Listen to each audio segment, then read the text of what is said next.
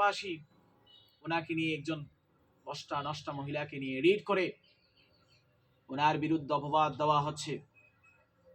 সুতরাং বাংলার মানুষ, ভারতবর্ষের মানুষ, পৃথিবীর মানুষ শুনে রেখো, আমরা মুহাম্মদ সাল্লাল্লাহু আলাইহি ওয়াসাল্লামের সৈনিক। কোন আলেমের বিরুদ্ধে কটূক্তি হবে, কাউকে নিয়ে অপবাদ দেওয়া হবে, বাংলার মানুষ সহ্য করবে না। বাংলার মানুষ সহ্য করবে না, প্রাণ দিবে।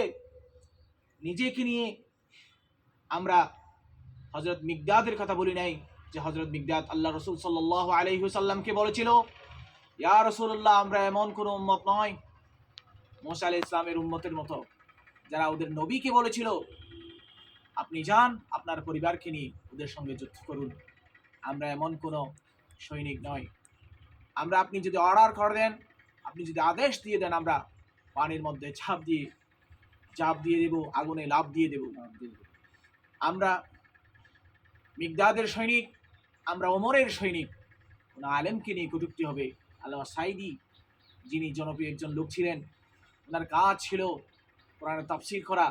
দীর্ঘ 13টি বছর তিনি কারাগারে, জালেমের কারাগারে ছিল।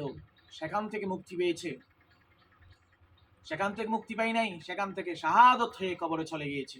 এরকম একজন লোককে আজকে একজন প্রবাসী ভাই বিরুদ্ধে আচরণ করছে। আমরা রক্তে এক ফোঁটা রক্ত থাকতে শরীরে কোনো শয়তানি ওয়াসওয়াসা, কারো আলমের বিরুদ্ধে অপপ্রচার আমরা কখনো সহ্য করতে যাব না ইনশাআল্লাহ। ঠিক কিনা বলুন দর্শক শ্রোতা? আমরা প্রাণ দেব, রক্ত দেব, যতদিন বাঁচবো সংগ্রাম করে যাবে ইনশাআল্লাহ। আল্লাহ আমাদের সকল কাম